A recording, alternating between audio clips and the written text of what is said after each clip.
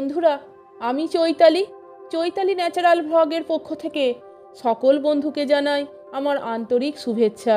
বন্ধুরা, আজও আমি শ্রী শ্রী মায়ের কথা বলবো। আজকের আলোচ্য বিষয় হলো শ্রীমা অপচয় পছন্দ করতেন না। ঠাকুর পাঠ দিয়েছিলেন সিকে করতে। সিকে তৈরির পর যে ফেঁসোগুলো রয়ে গেল তা ফেলে না দিয়ে বালিশ তৈরির কাজে ব্যবহার করলেন। তরিতরকারি খোসা সবসময় গরু ছাগলকে খেতে দিতেন। বলতেন যার যেটি প্রাপ্য সেটি তাকে দিতে হয়। বন্ধুরা, অসাধারণ কিছু কথা জানতে ভিডিওটা আপনারা সম্পূর্ণ দেখুন এবং শুনুন। আশা করি শ্রী শ্রী মায়ের সম্পর্কে অনেক কিছু কথা আপনারা জানতে পারবেন। তাহলে শুনুন। গৃহস্থালির যে কোনো কাজে শ্রী শ্রী মার অসাধারণ নিপুণতা দেখা যেত। নহবতের মতো সংকীর্ণ ঘরে যা ছিল তার নিজের বাসস্থান, আবার অন্যান্য অতিথি ভক্ত মেয়েদের রাত্রি যাপনের জায়গা। যেভাবে তিনি গৃহস্থালির প্রত্যেকটি জিনিস গুছিয়ে রাখতেন তা তো কিংবদন্তিতে পরিণত হয়েছে। বাস্তবিক যখন যেখানে তিনি থেকেছেন সব কাজ নিজে করতে চেষ্টা করেছেন। অসুস্থ শরীরেও এর ব্যতিক্রম হয়নি। তার জয়রামবাটির জীবনের শেষের দিকে রাঁধুনিকে জল খাবার দিয়ে সেই সময়টা নিজেই দু একটা রান্না করে ফেলতেন। 2 ঘন্টা ধরে কুটনো কাটা, ভাঁড়ার বার করে দেওয়া, ধান সেদ্ধ করা, সকলকে প্রসাদ বিতরণ করা সব মায়ের নিত্যকর্মের অন্তর্ভুক্ত ছিল। খুঁটিনাটি কোনো বিষয়ই তার নজর এড়াতো না। আশু মহারাজ বাঁকুড়া থেকে মায়ের সঙ্গে বিষ্ণুপুরে দেখা করতে এসে তার গামছাখানি ফেলে যান। মা ঠিক মনে করে রাজেন্দ্র দত্তের হাত দিয়ে সেটি পাঠিয়ে দেন।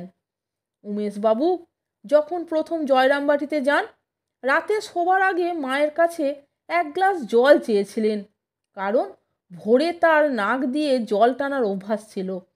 তারপর থেকে উমেশবাবু যখনই গেছেন মা বলতেন, বাবা জলটি মনে করে রেখো। বাড়িতে অন্য লোক থাকলেও মা মনে করতেন সব কাজই তার নিজের কাজ। উদ্বোধনে এক বর্ষার দুপুরে হঠাৎ বৃষ্টি নেমে সাধু ও ভক্তদের শুকোতে দেওয়া সব কাপড়গুলি ভিজিয়ে দিল। সবাই নিশ্চিন্ত মনে নিজের নিজের ঘরে বসে আছেন। মায়ের পায়ে বাত থাকলেও মা নিজেই সেই কাপড়গুলি তুলে এনে নিগড়ে ঘরের মধ্যে মেলে দিলেন। মা চাইতেন সংসারে যারা থাকবে তারা ছোট বড় প্রতিটি কাজ শ্রদ্ধা সহকারে করবে। তিনি নিজেও তাই করতেন। ঝাঁটাটিকে পর্যন্ত সম্মান করতে বলেছেন। কাজ শেষ হয়ে গেলেই তাকে অশ্রদ্ধা করে ছুঁড়ে দিতে নেই। ছোট জিনিস বলেই তাকে তুচ্ছ করতে নেই, কারণ যাকে রাখো সেই রাখে। আবার তো ওটি দরকার হবে। তাছাড়া এ সংসারে ওটিও তো একটি অঙ্গ। সেদিক দিয়েও তো ওর একটা সম্মান আছে। যার যা সম্মান তাকে সেইটুকু দিতে হয়। ঝাঁটাটিকেও মান্য করে রাখতে হয়। এই সম্মান শুধু ঝাঁটার প্রতি নয়, ঝাঁটা দিয়ে যে কাজটি হয়, সাধারণত যে কাজটিকে আমরা সম্মান দিতে চাই না সেই ঝাড়ু দেওয়া কাজটির প্রতিও। ঝাঁটাটি কাজের শেষে ছুঁড়ে ফেলে দিয়ে শুধুই যে রুচিহীনতার পরিচয় দেওয়া হয় তাই নয়, সময়ের সাশ্রয়ও কিছু হয় না। ছুঁড়ে রাখতেও যতক্ষণ, আস্তে ধীর হয়ে রাখতেও ততক্ষণ। শ্রীমা বলেছেন সামান্য কাজটিও শ্রদ্ধার সঙ্গে করতে হয়। মানুষের প্রত্যেক খুঁটিনাটি কাজটিতে শ্রদ্ধা দেখলে ঠিক ঠিক মানুষটি চেনা যায়। এটি কর্মযোগের একটি মূল কথা। স্বামী বিবেকানন্দ কর্মযোগ আলোচনা প্রসঙ্গে অনুরূপ কথা বলেছেন। অপচয় মা পছন্দ করতেন না। ঠাকুর পাঠ দিয়েছিলেন সিকে করতে। সিকে তৈরির পর যে ফেঁসোগুলো রয়ে গেল তা ফেলে না দিয়ে বালিশ তৈরির কাজে ব্যবহার করলেন। তরিতরকারি খোসা সব সময় গরু ছাগলকে খেতে দিতেন। বলতেন যার যেটি প্রাপ্য সেটি তাকে দিতে হয়। যা মানুষে খায় তা গরুকে দিতে নেই, যা গরুতে খায় তা কুকুরকে দিতে নেই। গরু ও কুকুরে না খেলে পুকুরে ফেললে মাছ খায়, তবু নষ্ট করতে নেই। এক ভক্ত চুবড়ি করে ফল পাঠিয়েছে, অন্যেরা ফলগুলি নিয়ে চুবড়িটা ফেলে দিতে বলল। শ্রীমা কিন্তু চুবড়িটা ধুয়ে যত্ন করে রেখে দিলেন, পরে সেটা কোনো কাজে যদি লাগে। একবার ঠাকুরের ভোগের দুধে একটা ছোট মাছ ধরা পড়ল। সেবক সেই দুধ ফেলে দিতে চাইলেন। শ্রীমা বললেন, ফেলবো কেন? ঠাকুরের ভোগে না দিলেও বাড়ির ছেলেপিলে আছে, তারা তো খেতে পাবে।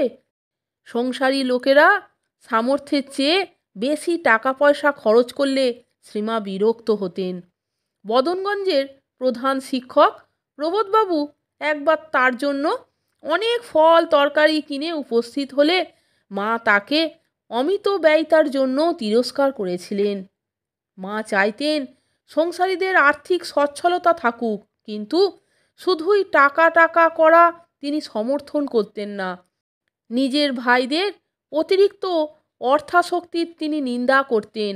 অর্থের দিক দিয়ে গৃহীদের জীবনে একটা পরিমিত বোধ থাকবে, এটা তার অভিপ্রেত ছিল। দারিদ্র্য গৌরবের নয়, বিলাসিতাও সমর্থনযোগ্য নয়, মধ্যপন্থায় শ্রেয়। অর্থের অনর্থকর দিক সম্বন্ধে তিনি সচেতন ছিলেন।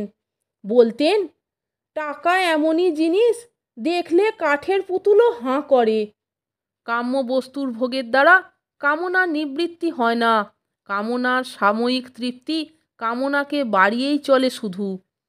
ঘৃতাহুতি যেমন আগুনকে নিভতে না দিয়ে বরং দ্বিগুণ তেজে জ্বলতে সাহায্য করে, মা তাই বলতেন, সন্তোষের সমান ধন নেই, কারণ সংসারে সবচেয়ে আকাঙ্ক্ষিত যে শান্তি তা নির্ভর করে সন্তোষের উপর। যতটুকু আছে তা নিয়েই সন্তুষ্ট থাকলেই শান্তি। তাহলে বন্ধুরা, ভিডিওটা আপনারা সম্পূর্ণ দেখলেন তো এবং শুনলেন তো শ্রী শ্রী মায়ের কথা। এই রকম অসাধারণ কিছু কথা জানতে বন্ধুরা প্লিজ আমার চ্যানেলের ভিডিওগুলো আপনারা একটু দেখুন। ভালো লাগলে একটা লাইক, কমেন্টস এবং বন্ধুদের মধ্যে শেয়ার করে দেবেন এবং আমার চ্যানেলটিকে সাবস্ক্রাইব করে বন্ধুরা আমার পাশে থাকবার অনুরোধ করলাম।